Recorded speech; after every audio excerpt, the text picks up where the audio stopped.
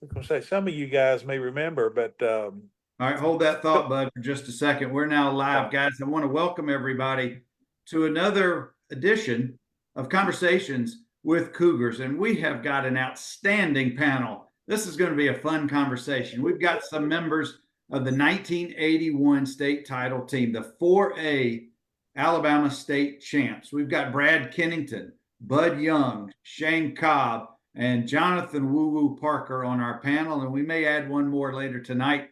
Gentlemen, good evening, and thank you for making some time for this. Going to be an awesome discussion this evening. well, thank you. My pleasure. My pleasure.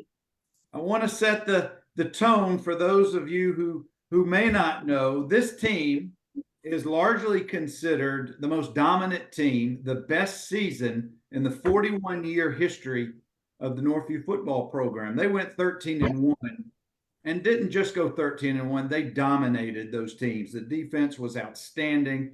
The offense rose to the occasion when they needed to. But before we get into some of the season, I want to jump back a little bit to find out from each of you guys. Brad, we'll start with you. When did you get to first meet some of these guys who later became your teammates? Woo Woo, Shane, or Bud? When did these guys kind of come into your either friendships or just know about them as students or athletes? Well, we've been going to school together for years, some of us, and maybe not been in the same class or anything, but we're in the same grade. So we would always play. I remember playing against Bud up there at Westgate Parkway, playing baseball and everything. That was with Woo Woo. I remember hearing about him when I was in the 11th grade. And he was in the 9th grade. I believe that's right. But I remember hearing about him, about what a good runner and what a good athlete he was. And when he showed up on the field, he proved it too. Well, Brad, I was going to say, didn't we first meet playing basketball on the Rams? Probably, yeah. And we had to been about 11, maybe 12 years old. Something like that time. Yeah. Mm-hmm. 5th or 6th grade, somewhere like that. Yeah. And I of course, yeah. And Shane, freshman year at Northview, we were both in second period PE. It was he and I, John Green, and I can't remember who else, but that was so much fun. We never got any training done between you and John. I just stayed in stitches the whole time and trying to stay out of trouble. That's funny. Woo, when did these guys get on your radar screen? Well, when I got over there, 9th grade, yeah, you kind of hear the rumblings, man, you better watch out for that guy. That guy, he's tough. Watch out. Run low, stay low. This guy's bad. So you knew who the guys were that you want to keep an eyeball on. So I would say roughly right around the 9th grade, man, I kind of knew, who were the guys I had to kind of keep my eye on. And let me ask you this. Woo, I know you were a couple years behind these fellas. Was it ever intimidating to you to come up? I know you were a couple years behind them, and you were in 10th grade that year of the 81 season. But was it ever intimidating to you to break into that lineup, to give some quality minutes, knowing that these guys were a couple of years older? Did you ever have either intimidation, nervousness? Was there anything like that went on when you first got in with playing with the varsity? Yes, indeed. I remember going to Coach Andrews, the running back coach, and asking Coach, would it be okay, if I ran these guys over, and he said, really? You're going to run these guys over? And now this preceded Nick Saban and Kirby Smart going ones against ones. You know what I mean? So, yeah, go on out there. Go get you some of that. Packy. Some guy David named Hollowell. Packy. David Oh, my Hollowell. God. I come through the whole scooting, scatting, full speed. He's been blocked. He reaches over that guy and grabs me, and he's got me dangling in the air, trying to get to me, trying to maul me, and they blew the whistle. And I'll never forget, he told me, man, just stay low, man. Just stay low. And I said, and that opened my eyeball because I'm full speed. I'm getting it. He reaches over a blocker, grabs me, picks me off the ground. I said, man, this is This big boy football right here. Mhm. Well, I can tell you So that many- my first thinking about woo woo in my mind was, and we didn't do a whole lot of one-on-one offense to defense. Mhm. And I don't think Woo was running with the first team then because we were out there and it was some sort of quick pitch or I don't know if it was an option. I don't really remember the play. I just remember as I was trying to get to the outside out there thinking, if I'm ever going to catch this guy, I'm going to have to take a deeper angle because by the time I would have gotten to where he would have been 6 yards downfield. I just I'm like that. This kid here can scat. This Mhm. is that was my first thought of Woo Woo when I first saw him with the ball. Oh, we're going to come back to Woo in a minute, but I want to back up for the three older guys. Your junior year, 1980, was a 7-3 non-playoff season. Yep. You guys were ranked as high as number 4 in the rankings at one point early in the season.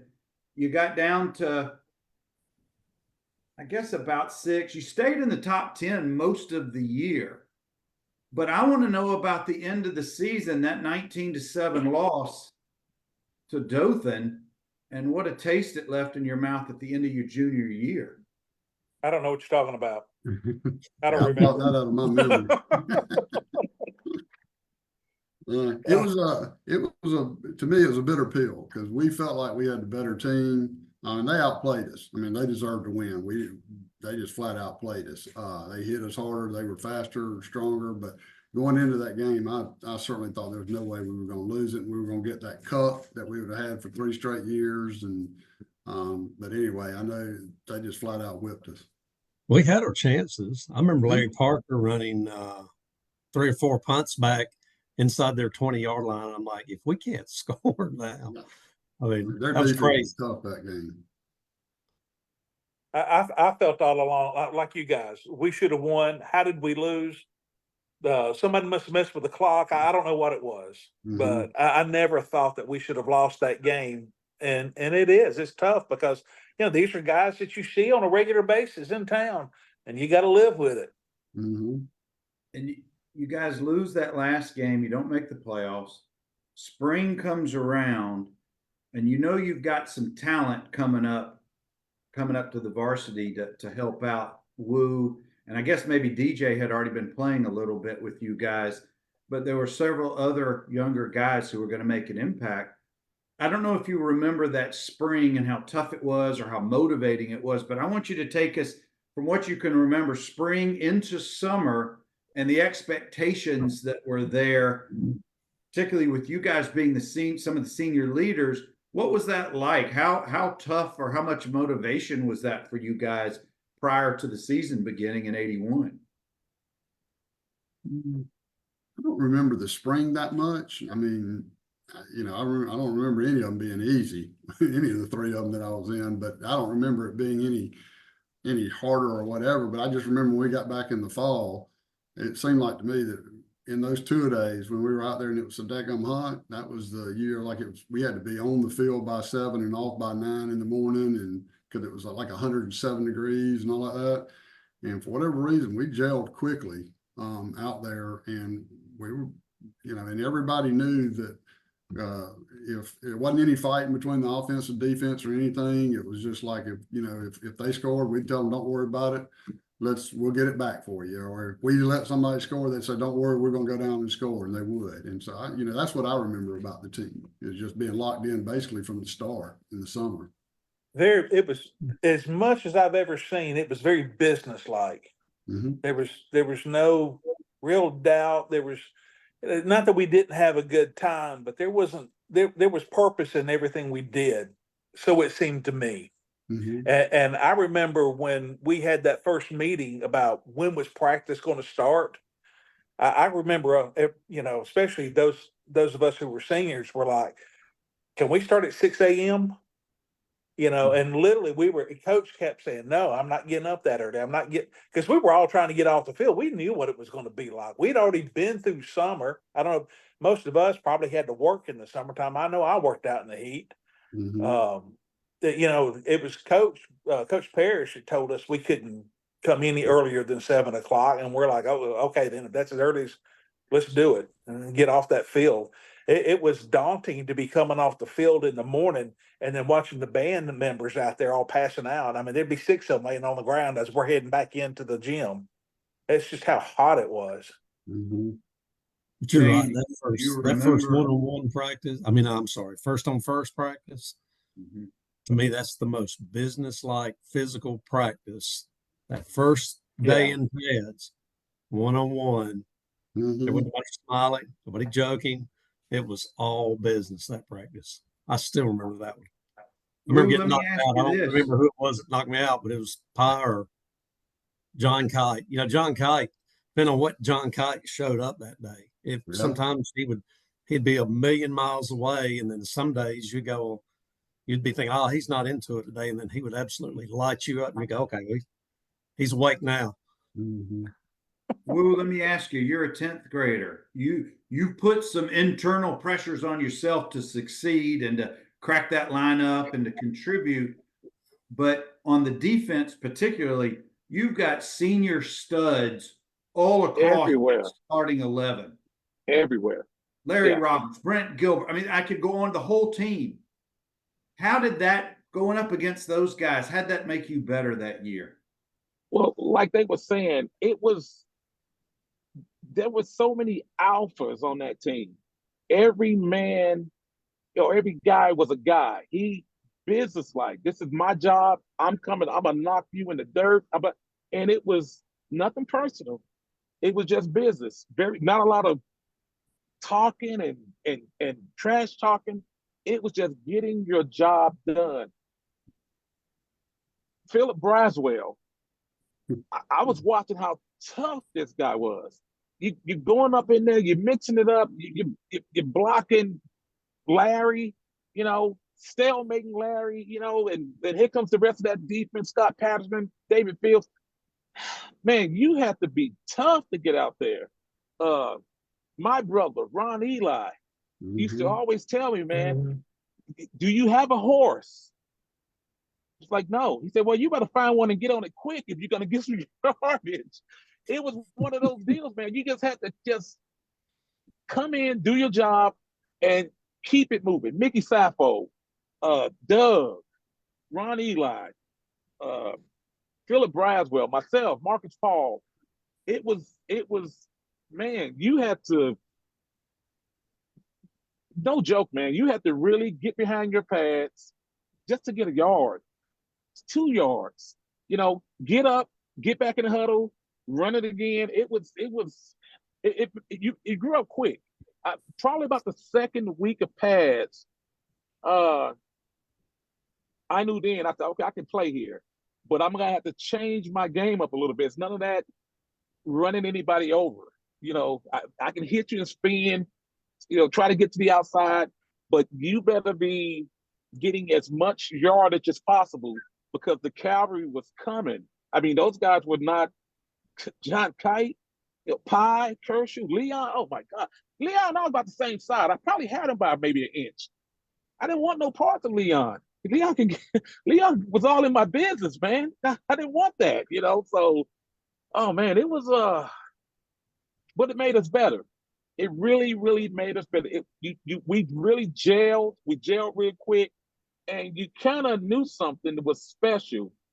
I don't know what it was. My first year up there, it was special. You had David Alford. Man, it was really special. There was talent at every position. No slouches. Wasn't nobody had to carry another guy. Everybody pulled his own weight. And then when you go into the 2 deep, you still had guys over there that was hungry, wanted to get some of that. It was a good time, man. Real good time. Woo, do you remember what the 4 DBs called themselves collectively? I don't know. Hit Pat. I don't know. The Soul Patrol. That's exactly right. And those 4 guys were on the show several months ago. I encourage you guys to go watch. That's awesome. But Brad, I want you to take us into the defensive huddle. You've got all these alphas, as you guys described.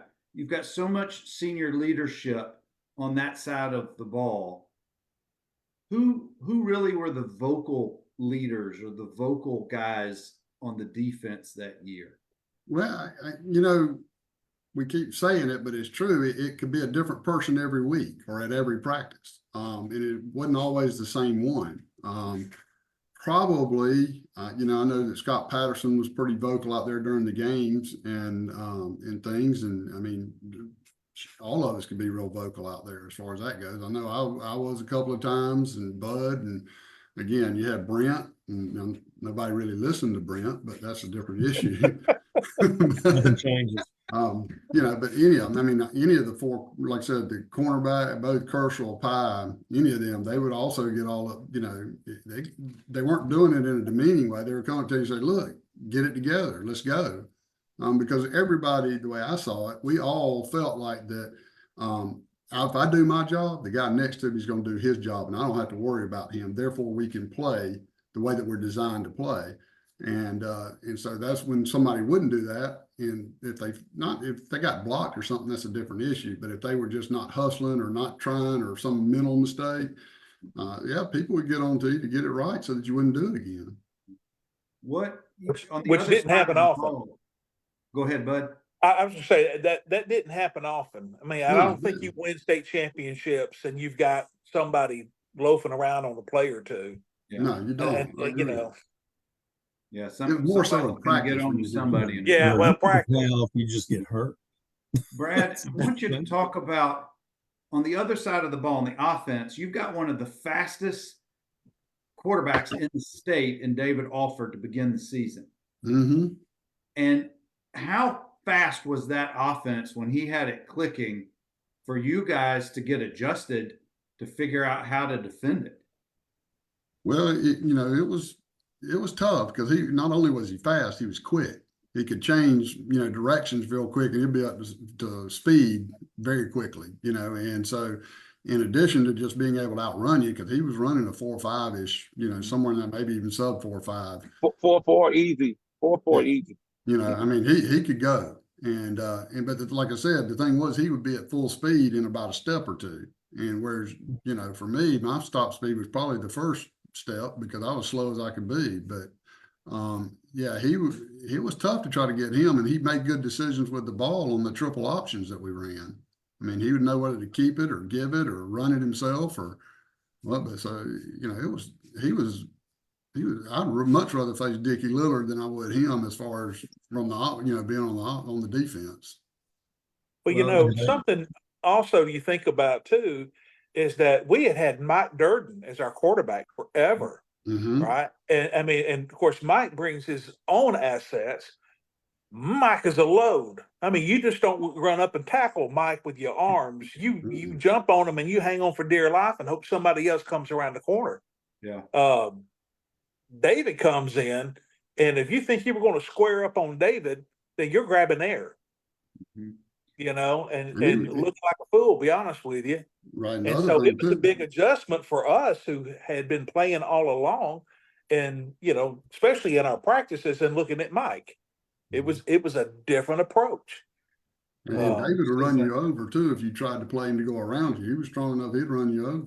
Oh yeah, easily. Well, just for the record, and you guys probably already know this, what Durden, Alford, and Lilly perfected, I destroyed. Because we got completely away from the option by the time I was coming through, because that was not something I could handle. Mm-hmm. Shane, I want you to talk about going up against the Soul Patrol. How good were those guys? I just remember we used to sit over there before play, and guys, but I'd be talking to somebody like Mark Bradley, and I'd go, you know, I'd like to wipe those smirks off their faces because it was just as bad with the coaches. All those defensive coaches would sit over there with their arms folded and grin, and you just go, you just wanted to just wipe that smile right off their face. But like I said, you knew what you're going to get from Kershaw, Pye, Leon. Leon's like a fire plug, but John Kite was the one, like I said, to me, he was always the enigma. Which John are you going to get today? There were some days you go, I can do whatever I want around John. And there were some days he would just absolutely punish. And you go, where did that come from? Yeah. He could be real good when he wanted to be good. And not to forget, rest in peace, Bruce Johnson filled in admirably with those guys from Woo's class. Absolutely. That's right. That's right. We Yeah, did. Bruce and I, that doing our championship run against some of the better teams, the Enterprises, the Jeff Davises, of course, Carver of Birmingham.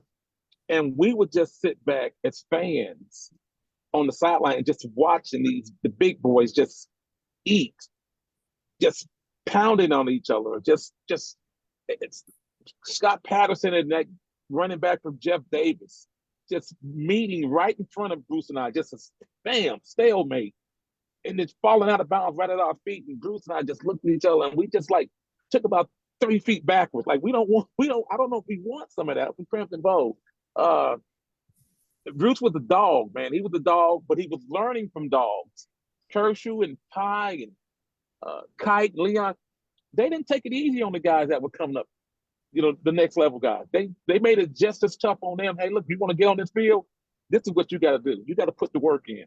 And that's what made Bruce great. He didn't mind putting in the work. He didn't mind getting dirty, putting his nose in there. But you had to, man. There was just so many alphas. Every guy, I don't remember anybody who was loafing around. I don't. Let me share this with you. You may or may not already know this. On the 81 team, 10th, 11th, and 12th graders, 18 of you guys ended up playing in college on some level of football.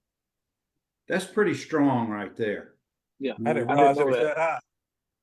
18 guys, not just your senior class, but the juniors and The two as well. That's pretty strong right there, because as you guys lived it, 4A Alabama football in the Wiregrass back in the late 70s and through the 80s was as good as anywhere in the state.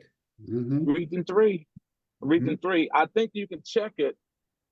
And this goes back to Stedman Shealy, 72, 3 or whatever. That Region 3 football, it seems like if you won Region 3, that was us, Enterprise, Dothan, Prattville. If you won that region, you were state champs. I forget, in a 10-year span, I think we had maybe 8, maybe 9 state champs just from Region 3 alone. No shade on Stedman and Dothan High. They got there twice, but didn't do what y'all did. Yep, they never won. Agreed. They lost to Homewood and they lost to Mountain Brook in back-to-back years. Wow. But then 79 Enterprise tied, I think. And then 81, 82 was Enterprise again, I believe. And then 85 again was us. I want to break for just a second. Guys, for those of you, there's so many Cougars on here watching. Scotty Holmes, Cam Cobb, Selwyn Wynn, Thomas Alford, Chris Holmes. A bunch of folks have already rolled off. I'm sorry I didn't mention them as we were talking. But I've got members of the 81 Alabama 4A state champs, the 13-1 Cougars, the 4th year of the program. Coach Parrish leads this very talented group of guys to the promised land. And it wasn't always looking that way. You open the season with the traditional win over Carroll. Frankly, they just were not good in the 80s at all. You take Prattville into overtime and you beat them at Prattville. Tough win, 21-14. The team that always seemed to be our Achilles heel is who got y'all and they got us later. Sidney Lanier. Who would figure? They also scored 28-24 loss. That's the most points you guys gave up the whole season in one particular game. Yeah, we were up 17-0 in the second quarter. And they scored right before half to make it 17-7. And then they scored 3 touchdowns in the second half and we scored 1 and we got beat 28-24. Let me ask you guys, because in my year in 85, we had pivotal moments that we can look back on and say, that's when things got turned for the better. No loss is ever good, but sometimes there's a lot to be learned from a loss. And I don't know if you guys use that loss as a motivation or not, because frankly, the next week y'all go to Crisp County and it's a bittersweet win because you lose the offensive leader from the team for the rest of the year. but I don't know if you guys specifically remember those two back-to-back games and what was going on, but that seemed to be the turning point right there, that it could have been make or break. David goes down against Chris County. You got an untested Dickie Lillard coming in.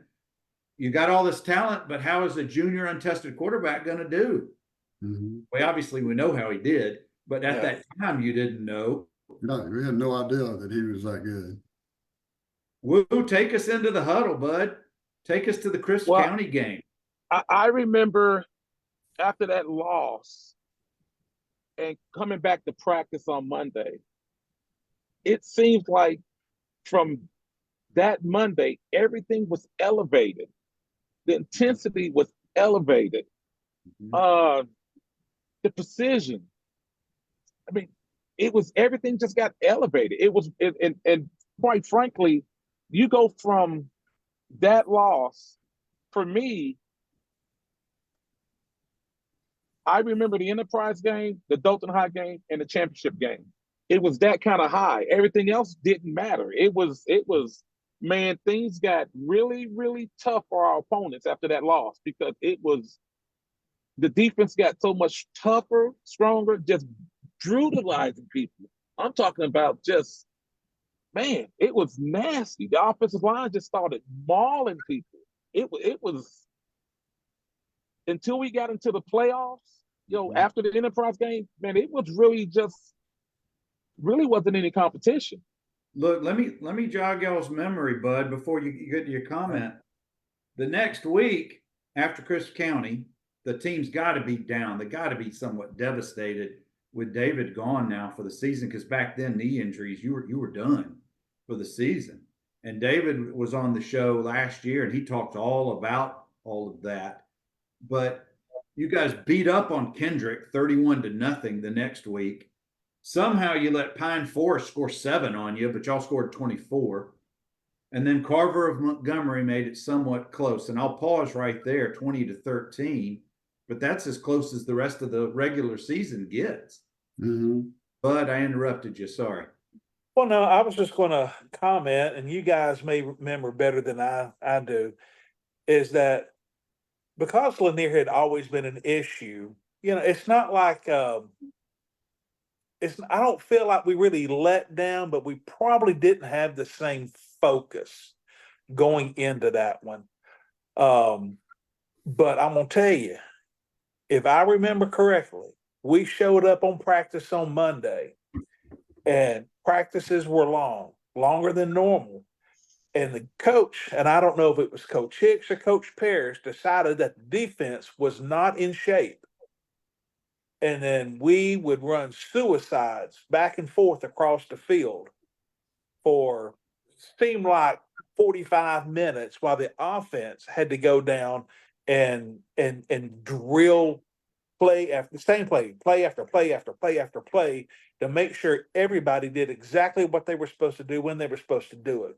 When I walked off the field that next week, and of course we had to continue to do these runs for weeks to come, I was dragging. I mean, my tongue was just on the ground trying to get off that field. Am I remembering that correctly, Brad? Especially you, since Shane would have been down on the other end and running the plays. Whatever, I think it was the week before when we started running the gassers or suicides, but it was right along there. And yes, we ran after that the next week when we beat Chris County. I believe we remember going up to the coach saying, "Hey, we need to keep doing this because we're now getting shape." And but yeah, your recollection is just right. They wore us out there running those daggone things. Now here's going to bring a chuckle to all 4 of y'all. Water breaks or breaks during practice. Were those even in existence? Water break. Well, let me. What are those words? Both of them. It's funny you mentioned that, because that was, like I said, our senior summer was that year that Greg Pratt at Auburn died from a heat stroke. And we had been out there for about 3 or 4 days in that heat when, like I said, it was 107, heat index 115, and this was at 9 o'clock in the morning. And when after he passed away, sadly passed away, everybody's going, well, we didn't let him have any water. The doctors started saying, oh man, you can get water when you need to let them have as much water as you want. Prior to that, we had one little 2-minute break where we got that honey water. And then after that next day, there were water hoses all over the place. There was ice water. You could get water whenever you wanted after that. But I just remember that because of the guy dying, and when they said, oh, you should have water, all of a sudden the next day there was water everywhere. Well, I like to say that you guys walked so that my crew could run. Mhm. They had elevated to PVC pipes connected to the water hoses, and they had holes in the PVC pipes. That sounds about right. I remember So guys on- drinking water out of the grass by the sprinkler heads. There's a Yeah. leaking sprinkler head right there. Oh yeah, oh yeah. Or taking your sweat rag that you've got tucked in and dunking it in the nasty grass water and rub. Mhm. Yep, I do remember that, sitting out on the field. Guys, I've got part of the 81 state championship team. We're just running through the early part, mid part of the season. Woo, when did you get your footing? When did you have your kind of your varsity moment, if you will? Was it in practice? Was it in a game? You briefly mentioned it, but I want you to kind of share a little bit about that. Yeah, it was kind of, I think it was against Prattville. They had a quarterback, Sean Lee or something like that. That was it. Yeah, yeah. Mhm. Because Scoot, big guy, can run. And we were just back and forth, back and forth, back and forth. And we was running a play, I think 24 belly.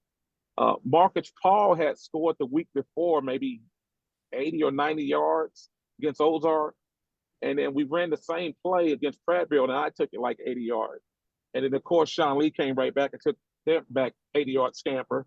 And it was just back and forth. But that game, I think I broke off 2 long ones against those guys. And that's when it was like, okay, let's get this thing rolling. And it was, like I said, Braswell, Doug Jones, Eli, Mickey, and myself, we would rotate. You go 2 back, you go to 3 back, go to 4 back, come out one series and just rotate around. So once I got into that rotation, that second game, the rest is history. Mhm. All right, we're going to test your memory.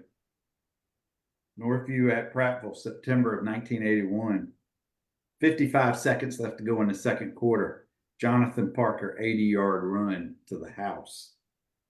Sean Lee then scored. You're so right. Boy, your memory. Sean scored 2 touchdowns. He was there, 2 touchdowns. DJ had a touchdown that game. And then David Alford had a nice run in that game. So you're right. Yeah. A win at Prattville. Guys, let's keep coming in the season. We take on you guys handily beat Selma 17-3. And then you get the big boys. You get Enterprise and Dothan back to back, which is never easy. But that was a 17-6 win and Mhm. a 10-3 win. And I want you to talk about, because I think both of those games were home games. They were. What was it like, Brad, at Rip Hughes Stadium on a Friday night game night for you? How electric was that stadium? Well, like you said, it was back then, football was a big deal for the whole city. And, we, no matter what, the Northview side would always be filled with people, depending on, if you played Carver of Montgomery on a Thursday night, like I think we did that year. Of course, they didn't bring down that many people, so their side might be sparse. But with Enterprise being so close and on a Friday night, that thing was jam packed. I mean, there was 10, 11,000, however many it'll hold. That's how many people were there. And then some. Yeah. I mean, Oh, yeah. Yeah, it was. they were standing in the end zone along the fences and Mhm. yeah, I mean everywhere. I mean, and it was loud, and it was, it was fun. I'll tell you how loud it was. All season long, we practiced a play. It's called 47 trap, because when we would break off to the wing backs, whenever our 2 back would come in motion, we would always go that way. And if the 4 back goes in motion, we would go that way. Well, Coach Parrish, they installed a play 47 trap, where we would bring the 2 back in motion, because we knew Enterprise they were going to invert their whole secondary to come over here to get more manpower to stop us. And I would come back on that 47 trap. They never saw it before, because we never ran the play until we played Enterprise. I came through the middle, untouched. And it would have been a foot race, would have scored, probably would have been about a 70-yard run, but it was so loud, my knees buckled. And I was just looking for somebody to run into just to make the noise stop. And the free safety was coming over. I probably could have outran him, but no, come here, let's fall down on the ground, because I have never heard anything that loud before in my life. It was I don't know, 12, 13,000 folks, maybe more. Yeah, it was a lot of people. Yeah. Well, I'll tell you, it didn't stop you from scoring in the third quarter, and Ron Eli scored in the fourth quarter against Enterprise. That's right. Mm-hmm. You know, I'm going to tell you, I don't think that game was as close as the score Oh, it was. indicates. We It wasn't. dominated them. It They wasn't. they didn't cross the 50-yard line except for, I think Brent jumped off sides twice. And they on their scoring drive, that was the only time that they got across. Guys, y'all were up 17 Yeah. to nothing until a minute to go in the game. Mhm. Yeah. When they Yeah, were at one up 10. point, had our Allen second Evans had 13 minus defense 4 in. yards rushing. That pretty much says it all. He's a pretty good football player. Yeah, They he had we had our second 13 defense in, and I think they were probably somewhere around the 30-35, and they broke one and got really close. Got I think inside the 10. They might have even been inside the 5. And without a word, the first team defense all ran out on the field right then and there. We are going to keep you out. We're not going to let you score. And it took all four, I guess it took all 4 plays or something like that for them to finally get in the end zone to make those 4 yards that they needed. And then I think they went for 2 and missed it. Mhm. Yeah. And then the next week, y'all had Dothan High 10-0 in the fourth quarter. Wu scored the touchdown that was the difference. It was a 10-3 win at Dothan High. You guys are sitting at 1 loss. You're in the top 5 or 6 in the polls. Not that really was much of a motivation that you didn't need. But then you take on Murphy the first round of the playoffs, a 17-14 win that had, I want to say, was that Pat Washington quarterback in Murphy? Yes, it was. And Joe Yep. Smith was their wide receiver that he went to Alabama and played. Yeah. Mhm. And You know, and that was Brent a home game too. Brent actually roomed with him, Pat, in Auburn Mhm. afterwards. And he told a nice tale. I don't remember where I was when I heard it, but Pat had told him that on that game, the very first play of the game, Brent and I sandwiched him, and he dropped the ball. He said from that point on, he was rattled that in his football career, he had not been hit that hard before. And he said, and it affected him the whole rest of the ball game. But freaking Brent bent my face mask. He ended up by thinking, well, if he hit me that hard to bend my face mask, Pat better be lucky, Yeah. you know, because he would have taken all of that. Mhm. In that Murphy game, Allen had 3 field goals, and Larry caught a touchdown from Dickey. Now, Joe Smith had an 80-yard pass from Washington, and he had a 10-yard pass from Washington. But that was a 17-14 win at home. Then Foley came and played the next round. You guys took care of business in that game. Yeah, we dominated them. I mean, and that was what was so good about that is it kind of showcased why we could play such aggressive defense. Is I think the guy's name was Jermaine or German or something like that. Their running back who he could Johnny he was Goodwin. like he's like a 4 or 5 guy, Mhm. but he broke the line of scrimmage and he didn't go but about 25 yards before I think Kershaw had caught him and, you know, tackled him. And because we had such speedy corners and, you know, John Kite and Leon were they could all fly. We could play so aggressive up front. We knew if they broke the line, they weren't going very far for the most part, you know, and they would chase them down. So it was, that's what I remember about it. Well, and you guys had 2 defensive touchdowns. Pye took a ball back 11 yards. Now, Brad, can you recreate your touchdown dance? The ball you recovered in the end zone for a touchdown. Did you do anything with the ball? No, I turned around and it's what Coach Griffin had told us, bring him the ball. So I brought him, you know, anytime we had a turnover, I went over there and gave him the ball on it. I do remember that. But yeah, I want to take a side note for just a second about Coach Griffin. You guys are at practice, and he has the most distinct voice on the coaching staff. What did it mean the higher his voice went as he's trying to instruct somebody on the field? Well, from what I remember, it meant you better start paying attention, because that's why he was getting that, because he didn't feel like you were listening to him.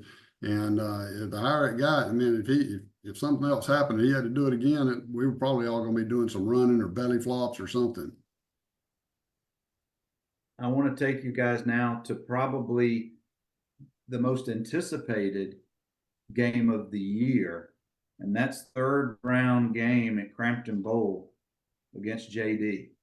There's so many memorable things from that game.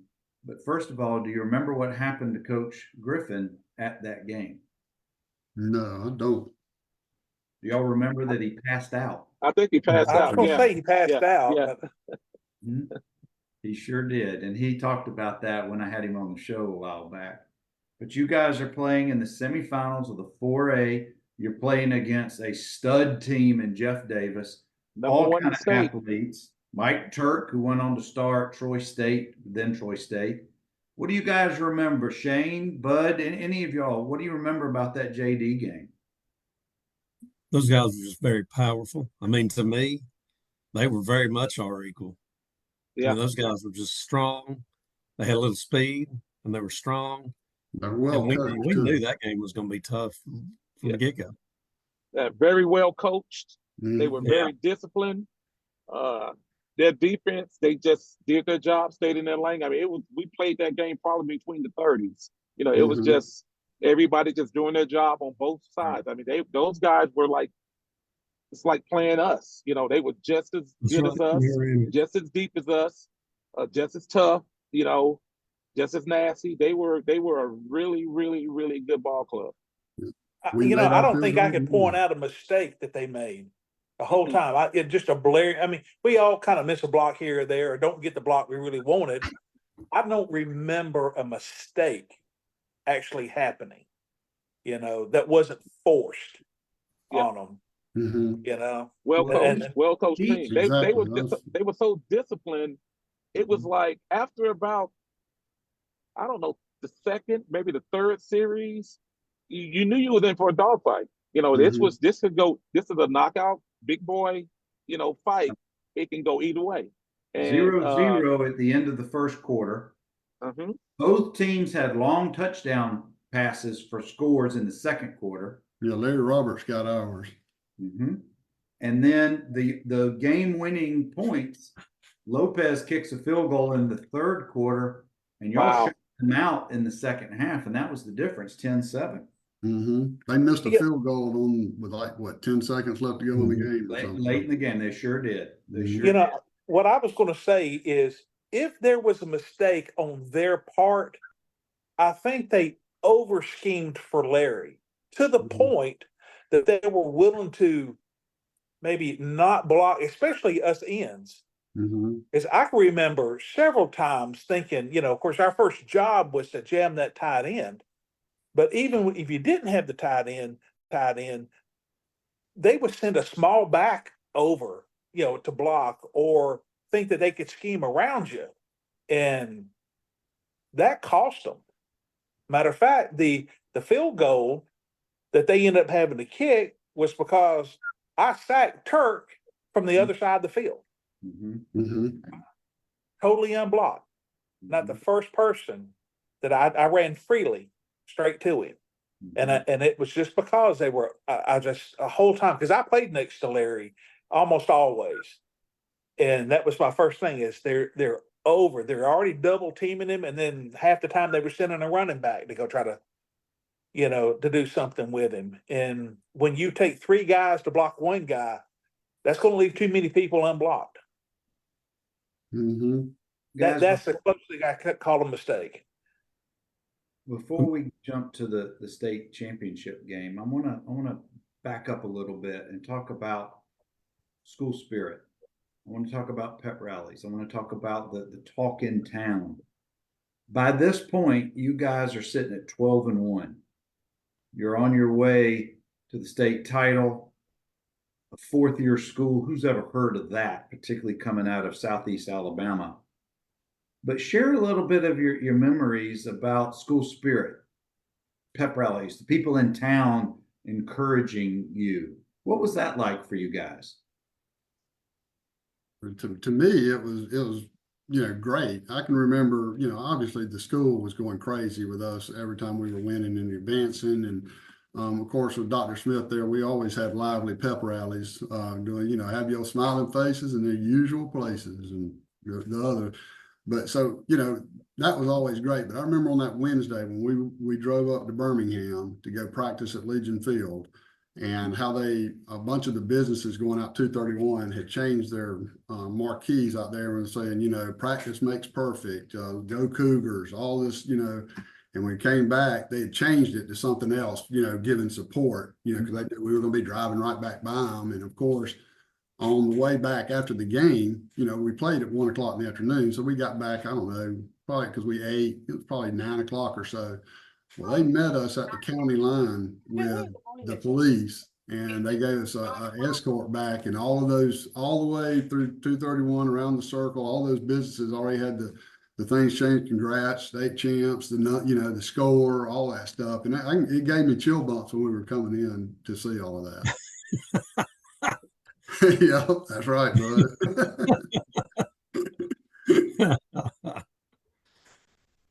Oh my Yeah, God. for me, it was like whenever we would have a road game, and you go out there and you're warming up pregame and you're doing your deal. But when our band would take the field, that's when when they came marching in, that's when it kind of it got real for me. It felt like home. Once the band started marching in, you can hear that familiar music.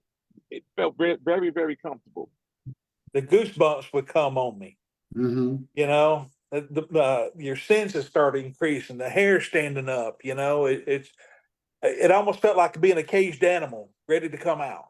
The tiger before the Roman gladiators. Mm-hmm. It was.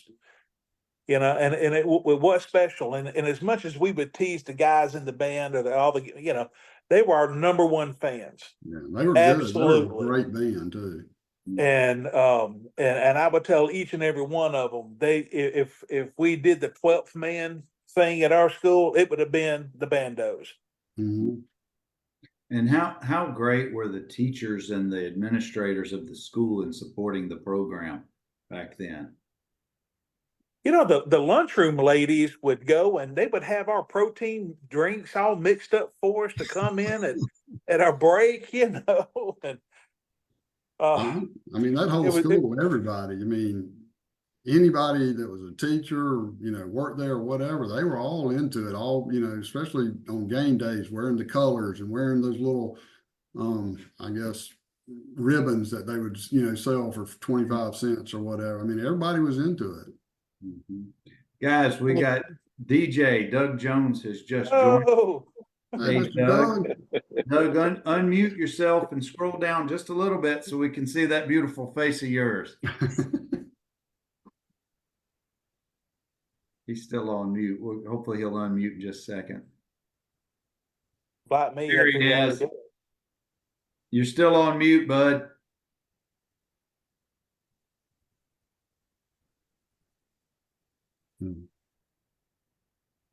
He'll come on in just let me text him to unmute.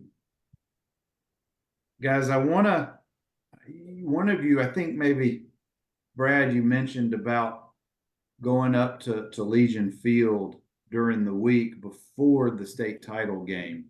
Mm-hmm. How important, how necessary was that for you guys to go up there for that practice? I think it was because we were playing on turf. And nobody had ever, to my knowledge, none of us had played on turf. We didn't realize it was going to be concrete, basically, with just some, basically indoor on it, and I think we all took tennis shoes and different kind of cleats up there to see, to try them on. I don't know that it helped that much from that standpoint, but you'd be running, if you didn't pick your toe up, you'd fall because it'd catch on that, and so it was, from that standpoint, it was a little bit it was helpful, but other than that, I'm not sure it was, other than to just get to see, be out there on the field and see what the stadium looked like and everything. It was just like another practice because we got after it out there. Yeah, Crampton Bowl was a good sized stadium, probably the biggest one y'all played that year, but it was nothing like Legion Field. Doug, can you hear us okay, bud? Trying to get there. All right, we can hear and see you, bud. We can only see part of your face, but I want to ask you this question. Do you remember going up to Legion Field during the middle of the week before the state championship game to do a practice run? Do you remember going up? We can see you guys just great now. Oh, it's like a little simple. I remember doing like a walkthrough. And it really wasn't if it was a practice, it was a light practice, Had you ever been on turf or been in a stadium that big before? That was the first time, I had played on turf. Mm-hmm. Hey guys, we can see and hear Doug just fine. I think you're set. Doug, you still with us? Yeah, I got you now, man. Okay. What you doing, Susan? What you doing? I don't know what I'm doing, man. Let's back up a little bit, DJ. Let's talk about being in the backfield with Woo. Oh yeah, man. What was that like great, in man. 81? What was that like in 81? Well, was you there in 81, Woo? Yeah, that was sophomore year. Okay, yeah. Before you go into that, but no, let me tell you a story about Doug and I. I had heard about Doug when I first moved to Dothan. He played with the Bulldogs, and he was all world, all superstar. And I'm thinking, he can't be as good as me. This Doug Jones guy. Who is this guy? Yeah. And then when we got to the 7th grade, went to Beverly, and Beverly didn't have sports at the time. Mm-hmm. And so if you were going to play, you had to play Little League, Bulldogs, Falcons, Bombers, stuff like that. Mm-hmm. Unless your name was Doug Jones. You had, at the 7th grader, you got to play with the 9th grade guys. So I went and tried out for the 9th grade team, and Coach Tribb, they had me at defensive back, and they gave the ball to Doug. And he broke through the hole, and I came up and I laid Doug out. I laid right into that thigh pad, and Doug carried me about 30 yards to the end zone. And I'll never forget out the practice, Coach Tribb and Coach Griffin said, "Hey, man, we want you to go talk to Coach Potter with the Bulldogs." Because I probably weighed about 120 pounds or 30 pounds or whatever. And Doug was probably 200, but man, I'll never forget that. Never forget that. Woo, can we agree here on this panel that your definition of laid out and our definition of laid out may be a little different? Yeah. Let me tell you, my biggest memory of Doug Jones was after actually we graduated, went and watched the game, and I'm sitting there thinking, and I can't remember who I was there with, maybe Brent Gilbert. I said, "Man, I missed this." And somebody broke through the line, and they didn't call this back then. Doug tombstone somebody. They ran right into him at linebacker. I said, "Okay, I don't miss that." He literally picked this guy up and tombstoned him. I'm like, I've never seen that football game. Brad, you and Bud on the defense going up against DJ that year. That must have been fun for both of y'all.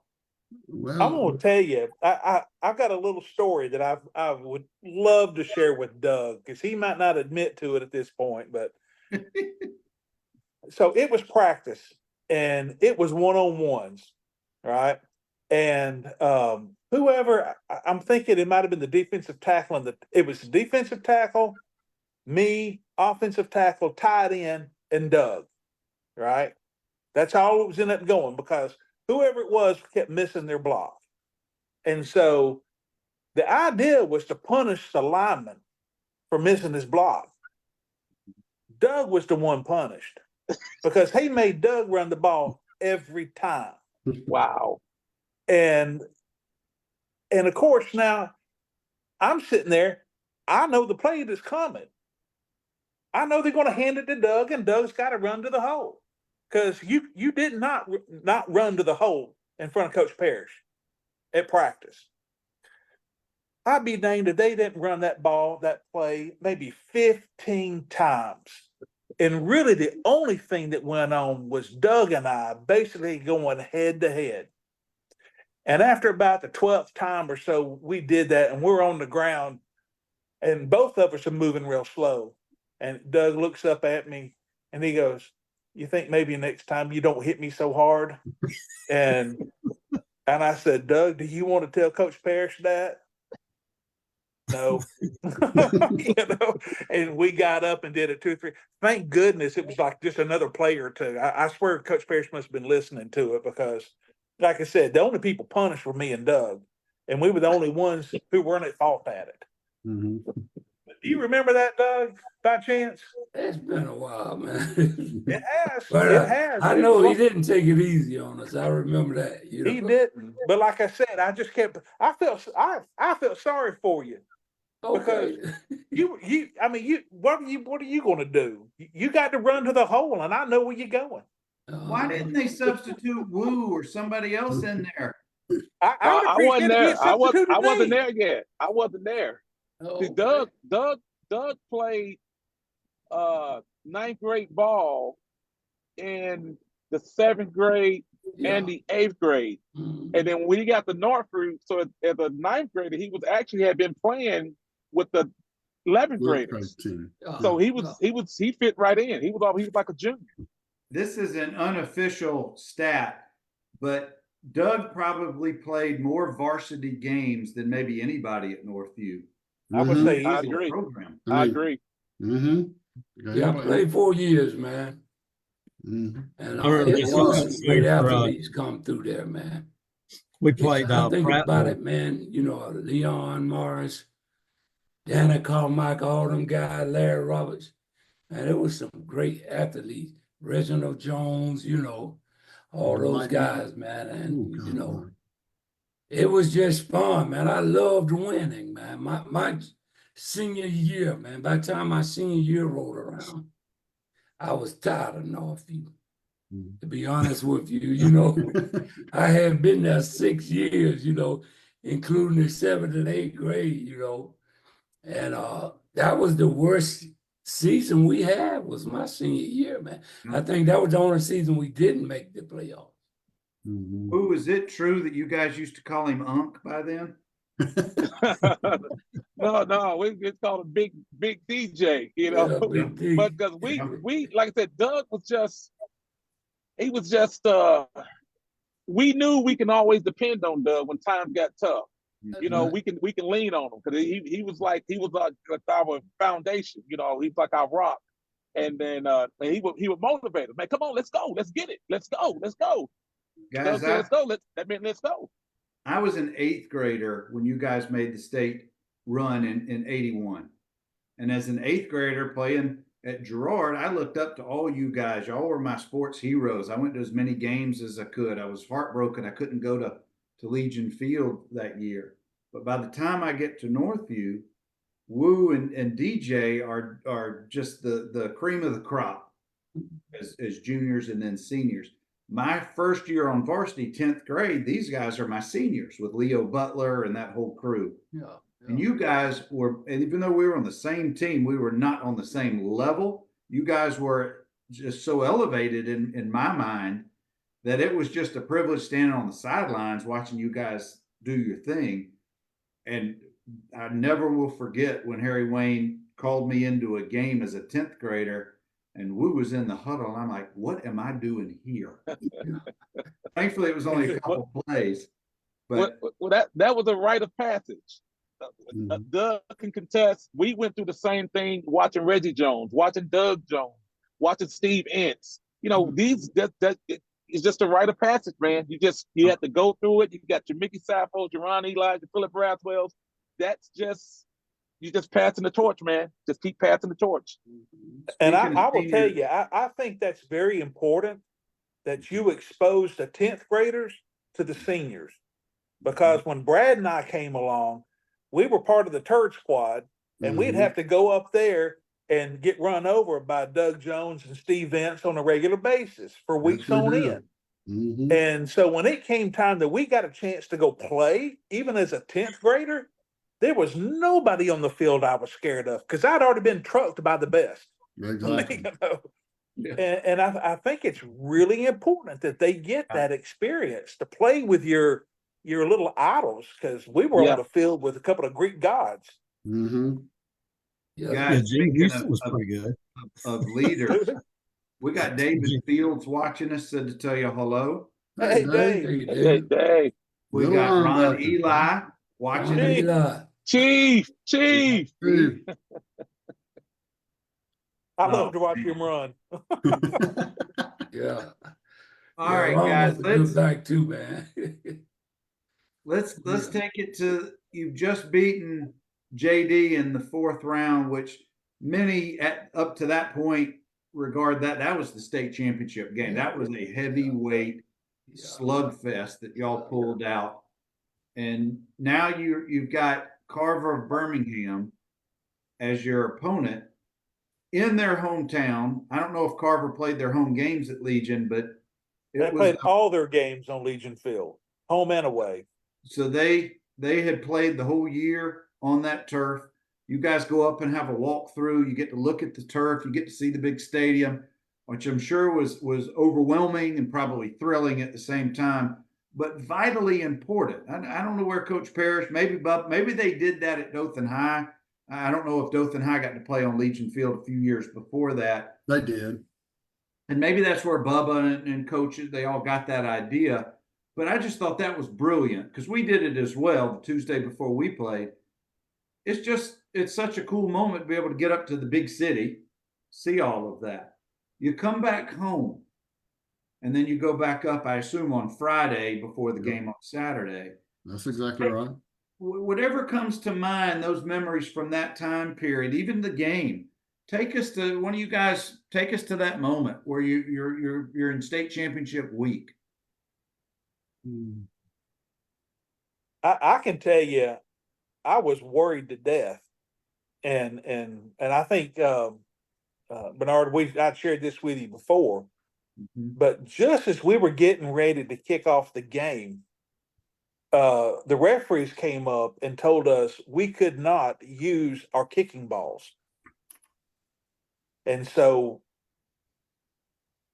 first time that Allen kicked off, the first time I had to punt, it was a ball that I had never kicked before in shoes that I had never worn before because they wouldn't let me wear the shoes that I had picked out to go play because I don't know, something about the bottom of them. So I often wondered if we had played that game on grass with the balls that we were used to using, would the game have been different? And how different would it have been? It's been 7-0. You think so? I swear, I think from that game, what I remember is I think we could still be playing them today, and I don't think their offense would ever scored on us.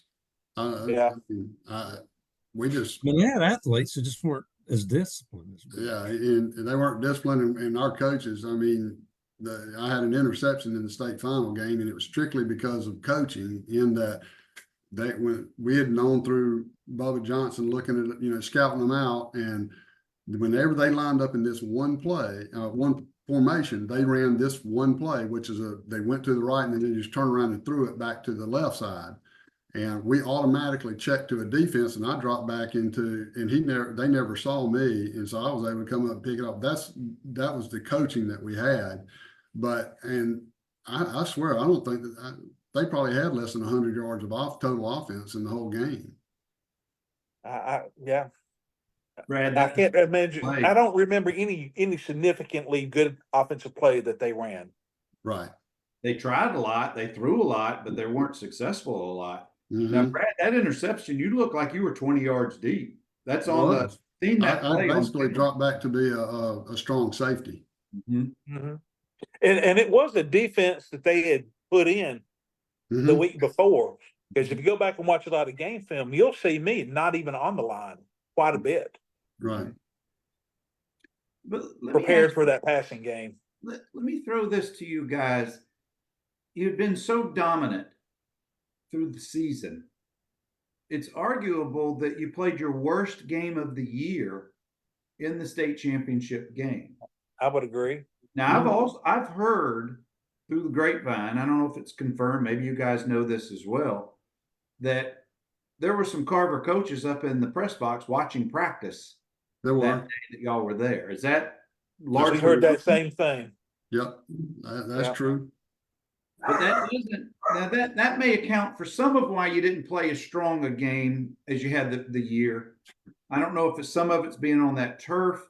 There were a lot of turnovers. Mm-hmm. There, you guys uncharacteristically had penalties, and maybe it's just the culmination of being in that moment. But did it feel that way as the game was progressing? Was there frustration out there? Was there any of that going on? I don't remember any frustration. I mean, kind of what I remember, because I believe we scored first and went up 7-0. Mhm. And then Theirs was on the block punt. block punt, and they went up, and of course they had 3 extra points blocked the weekend before, and I don't know why they were trying it, but I remember, I was one of those that came in from the side and tried to block it, and he kicked it under me. I couldn't even block it because it was so bad that it went under me, and kind of squibbled off to the right. But I never thought that, I really and truly, I never thought that they were going to score from the offense. I just never thought they were going to score. Well, it was 0-0 at half. Mm-hmm. Scoring came in the third quarter. There was no scoring in the fourth quarter. I don't Right. have game statistics, but I think you may be right. I think they had less than 100 yards of offense for the whole game. I think so.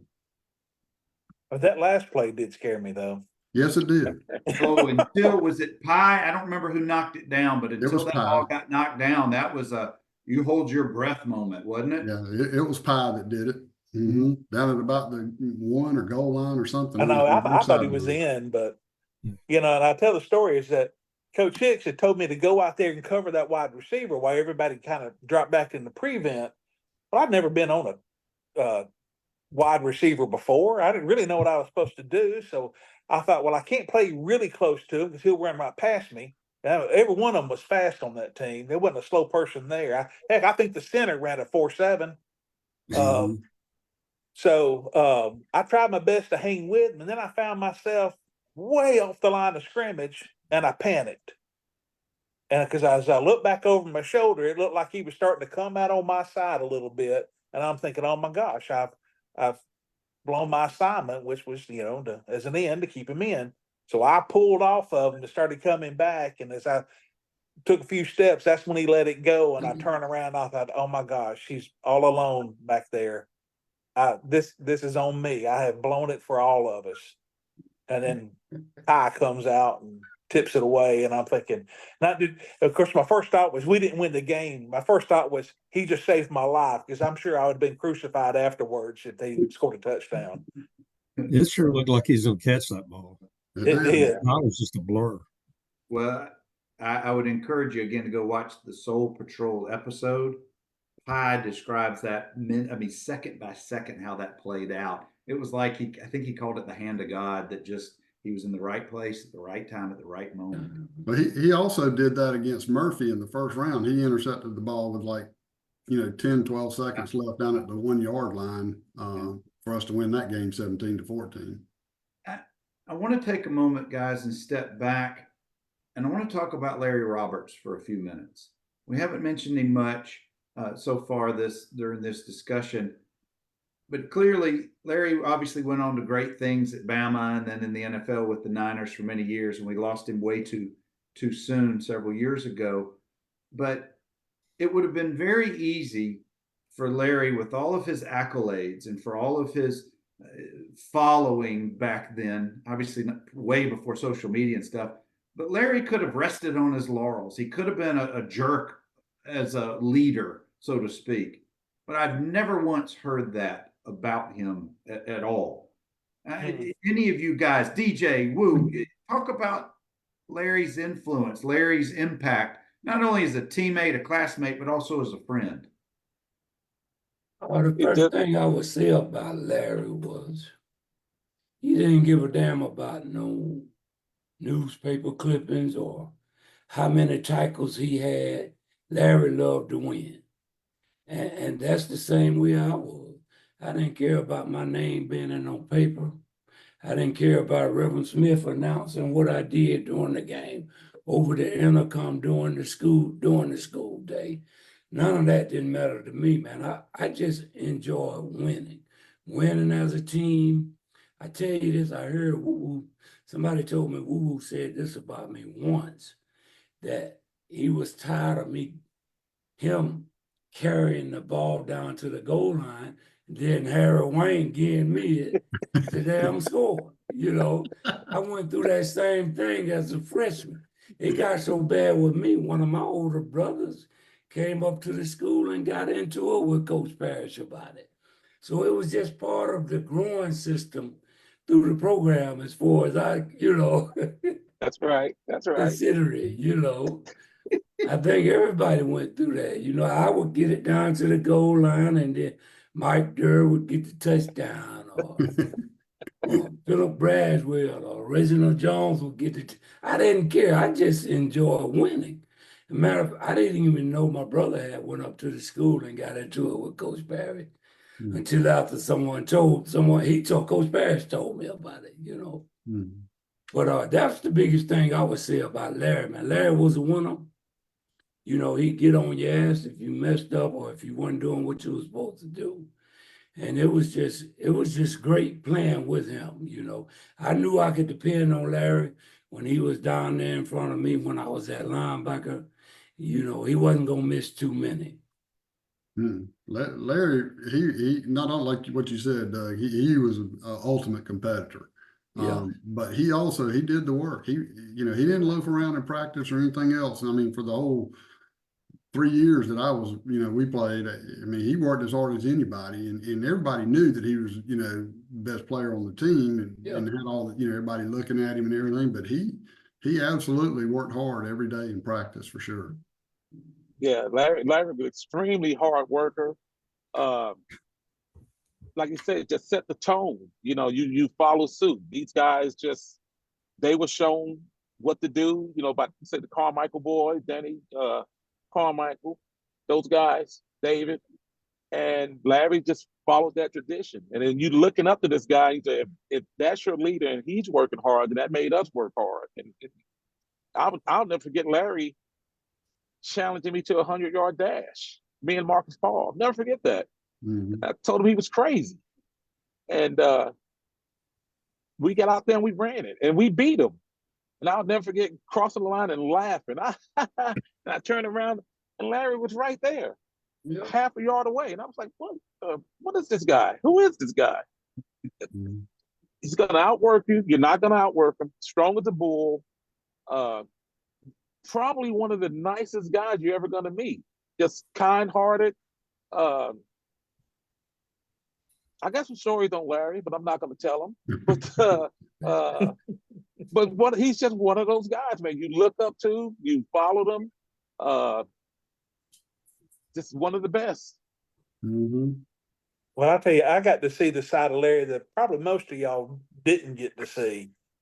And that was because whenever we did hoop and hollers, I always had to go up against Larry when they put him down. So, Brad, I don't know if you, Coach Hicks or Coach Johnson ever made you get in there with him or not, but I had to a couple of times, but not near as many as you did. Oh my gosh. I always got Larry and Farmer, Jeff. I always got those two. What am I going to do with them? Really? What am I going to do? But I will tell you, there was one play Coach Parrish decided to put in. It was like a little trick play. And I knew something must be happening because Larry was playing tight end.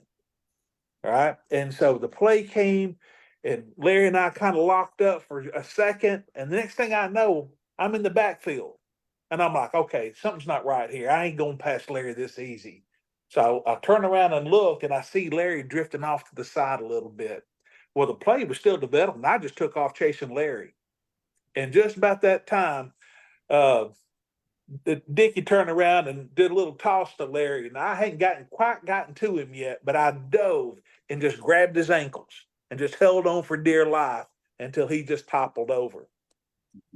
Coach Parrish never ran that play again. I guess he figured if I could figure it out that it wasn't a play worth running.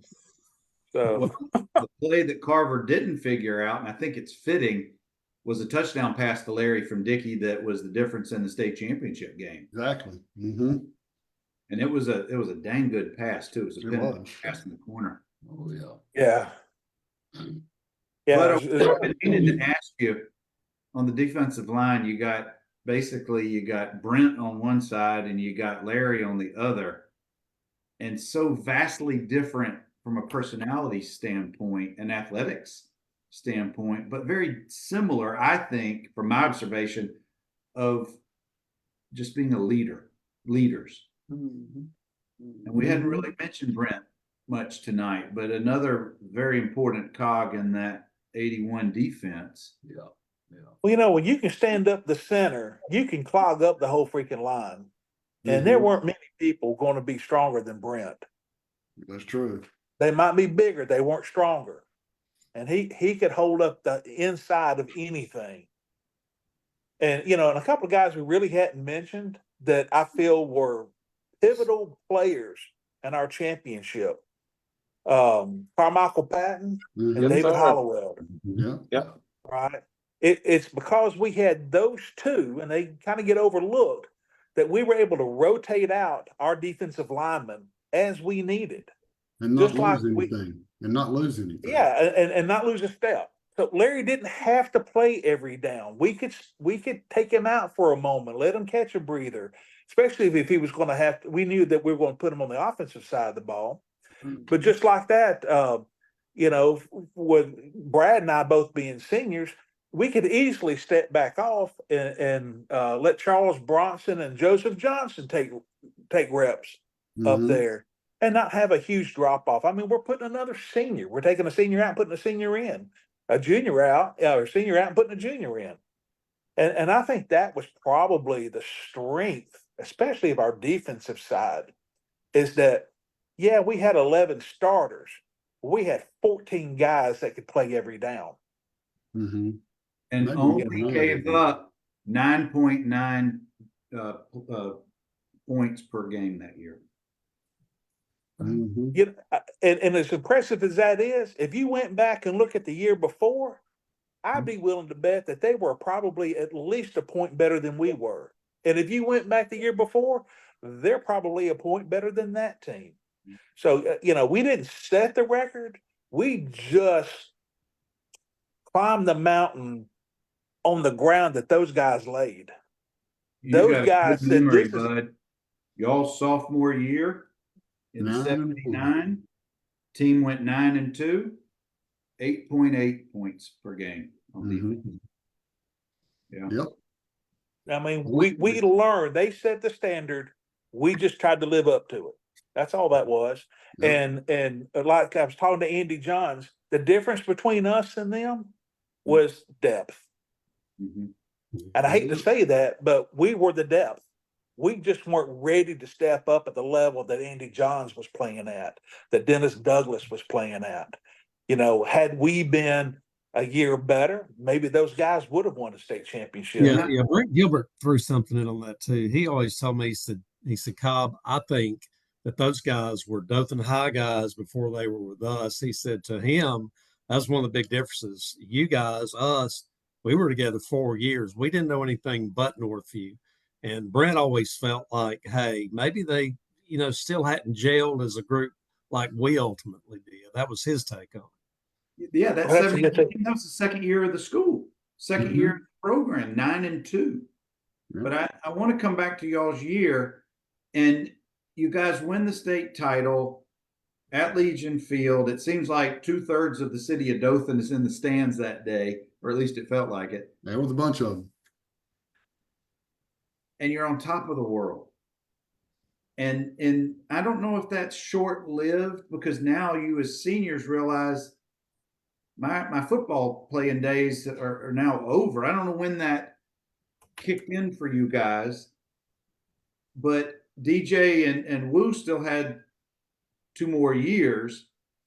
But it can be bittersweet when you're a senior. You're on top of the world, and I'm going out on top of the world. But the reality is, I'm done with my athletic career. Mm-hmm. If that entered your mindset as a senior at any point, or was it just so overwhelming that you had reached the mountaintop and had conquered, that really was the prevailing emotions during that time?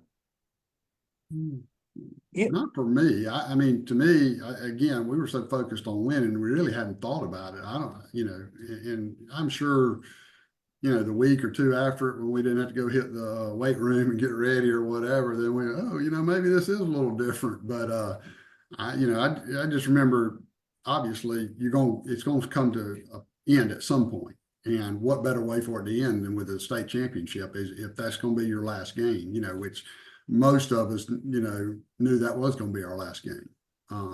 But yeah, I thought that it was, I didn't really think about that until later on. I don't remember when it hit me. But I can tell you, when I was walking off the field, I stopped and turned around and looked back and literally thought at that moment, this is the last time I'll walk off the field as a player. It's just not going to happen again.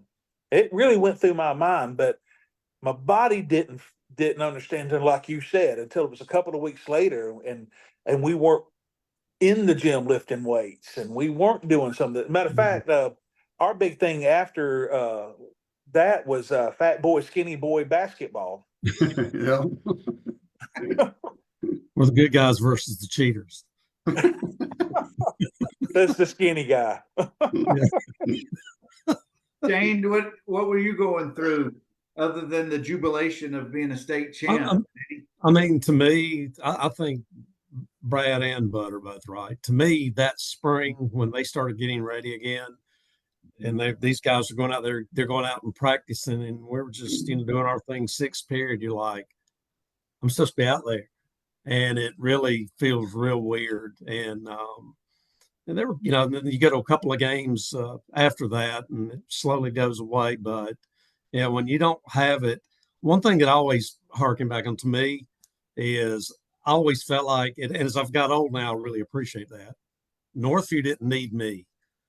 I needed these guys. I loved every one of them. And as I get older, I appreciate more and more of what I went through with those guys. And Absolutely. Sore backs, all that stuff, bad knees, I wouldn't trade any of it.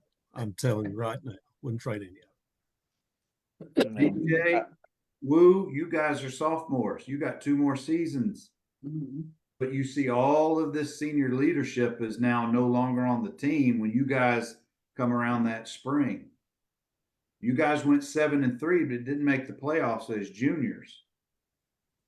Then you go into your senior year, which was 83, and it didn't work out really the way that you wanted it to. You were a 6-5 team, but that you guys were now the senior leadership, and you guys were my senior leadership. I'm a sophomore on that team.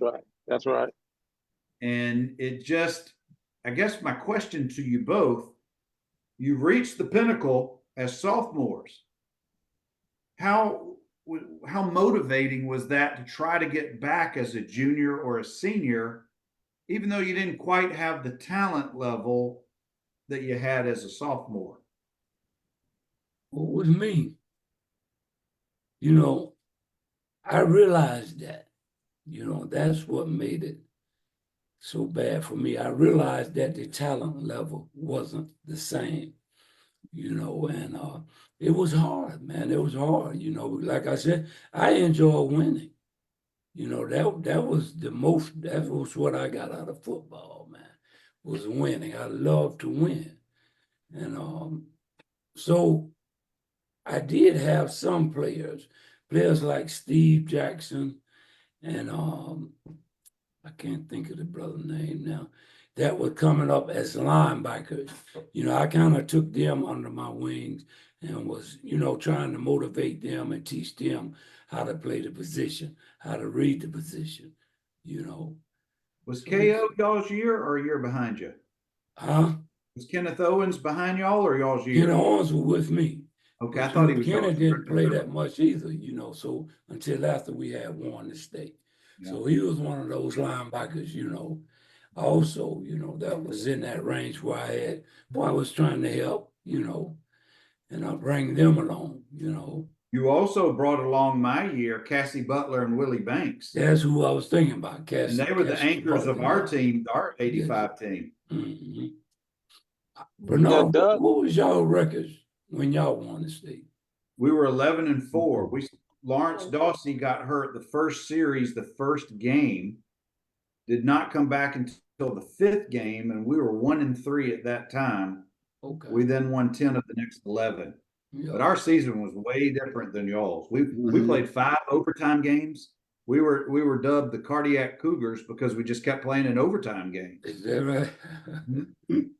Woo, what I about you, think that's Bud? very generous of y'all giving us free football to watch. That's right. That's right. We just want to keep you in the seats. Well, what was it like for you emotionally, knowing that you may not get back to that summit the next 2 years of your high school years?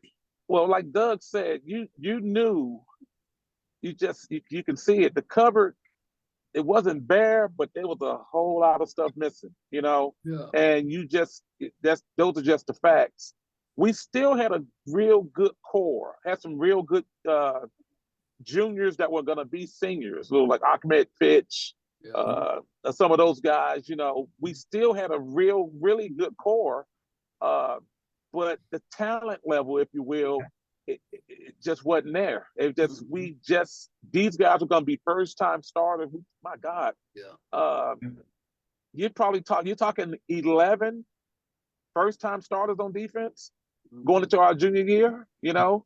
Now you did have most of your backfield coming back. Dickey came back. Right. Dickey came back. Yeah, Doug, Dickey, myself, Mickey Saffold, Ron Eli. We like I said, we had a nice core, but our offensive line, you had June Gardner, you had Jeff Coleman, it's tight ends that were coming back, Jim Matheny, Ahmed Fitch. We had some good talent, but it just wasn't that championship caliber. Everybody worked hard. We still worked hard. We still practiced hard. We still play hard, but it just wasn't. We wasn't able to compete with some of the other teams like the Enterprise who just kept retooling. Reloaded. You know, exactly. So it was you can tell it just And now teams were kind of looking at us and focusing. Okay, this is what they like to do. We're gonna put like 9 in the box. But these guys don't throw it much. So we're gonna. It was different. And then when we turned into seniors, Sammy Floyd was like a backfield mate. Greg Hilliard, you guys. You had Leo was under center. Leo, what's the Dawsey? These guys, the sophomores. It was more or less we were trying to just lead by example and show you guys what it was going to take. The hard work, hitting the weight room. Classroom out here on the field. This is just what it's going to take, and then maybe just pass the baton to you guys, and maybe you guys can follow through and get it done. Guys, we got one more quick topic. I appreciate you hanging on this long. This has been fantastic this evening. We've had so many comments and folks. We got Coach Rick Cleveland with us. We got Tara Wade Estes. We've got Mark Saffold is in the house, and some others. But I want to talk about Coach Parrish and that coaching staff for just a few minutes. Parrish, Hicks, Johnson, Andrews, and Bubba. Those core coaches were there for so many years. They started the program and went all through way past my years. But they were so vitally important putting together a brand new program, molding you guys into champions, molding our guys into champions. What was their influence on you guys? Did you have a love-hate relationships, or did you hate them, or did you love them? What was it like for you guys playing for any of them? Respect. Yeah. It was all about respect. When I first got there, I had Coach Kirkland and Coach Tripp were my ninth grade coaches, and it was business. You knew right then it was going to be business. They set the tone early, and no playing around. They were very, very serious. When we got up to the varsity level, it was much of the same. Very professional, letting you know you're gonna have to put in the hard work to get the job done. There was nothing gonna be given to you. And just the respect level.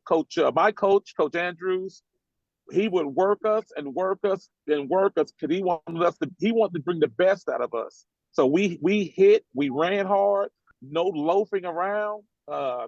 And it was a beautiful thing, man. It's like a machine, just get in here, do your job, work hard, and like good things will happen to you. And that's what I got from those coaches. Coach Johnson, Coach Hicks, Tripp, Coach Griff, Coach Parrish. Man, these men, I mean, those are some of the best coaches I've had in my life. Just really, really showing you how to do it the right way. This is how we're gonna do it. We're gonna show you how to do it the right way, and they expected you to conduct yourself that way. Just get out here, work hard, practice and games. Get out here and just give it your all. Don't leave nothing. Leave it out there on that field, and that's what they instilled in me.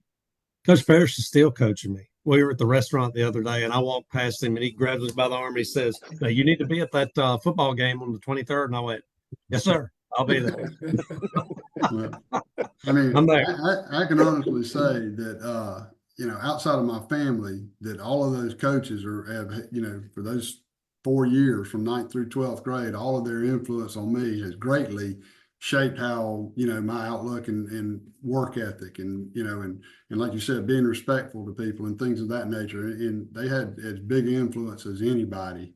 And some of them more than others because I was under them more, but all of them had some type of influence and a positive influence on me. So that's what I always remember about it and always look fondly on. Yeah, I feel the same way, man. Coach, I was afraid of Coach Griffin and Coach Hicks when I first got up to varsity because they didn't play, man. And I remember the camaraderie.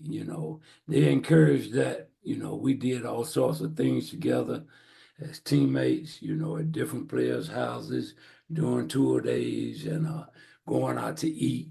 They encouraged that, and I think that played a big role in how successful we were our championship year, because we was a team. We was a good team, And I got to give that credit to the coaches. I often say that the reason we didn't win it my freshman year was because we didn't have that camaraderie.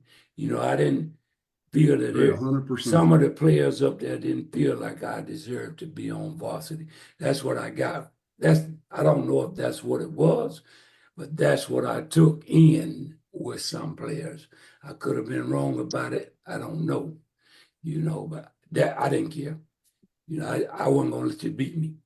That was my idea. I wasn't gonna let nobody beat me on a football field, So, and that's it was great, man. It was great. I still got a relationship with Coach Parrish today. Been trying to get me to come by his office. Lately, I finally found out where he's at, so I'm gonna stop by there pretty soon. Be leaving this Friday, going to Vegas for a week. But when I get back from Vegas, I'm gonna stop by there and holler at him. And when you stop by, he's gonna say to you, "I'm gonna see you on the 23rd at Rip Hughes Stadium," right? Okay. I made plans. I did call the lady she said she ordered my jersey. Oh, good. And she said I could pay her the night of the game. Good. I always ask the guys who came before me, if you had teammates who went by the name of either Sam Hill or Birdhead, were there guys on those teams? Sam Hill for sure. Absolutely. For those of you who are just watching and don't know, those were kind of inside jokes for those who played for Coach Parrish, because at one point or another, if you got on his radar, you were going to be called a burrhead or what Sam Hill is going on around here. Yeah. See, Woo Woo and I had to be in the same huddle with him. So, and I think we talked about this last time you and I spoke, is I can't remember where I put my car keys most morning, but I can still hear those tobacco stems being spit, the play being called. I can't remember much of anything else, but I can sure remember that.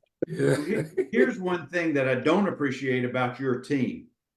When I came through my senior year, if I threw an interception or did something stupid in practice, his 81 state title team ring is on that hand, and it found its way to my helmet often. And it's like church bells being rung inside your helmet. You know what I'm talking about. Mhm. So thank you, fellas, for that. I appreciate that. Well, I guys, actually, I'm sorry. Go ahead. go ahead, bud. Go ahead. I was going to say I made the mistake because I had Coach Hicks at Girard in the 8th grade.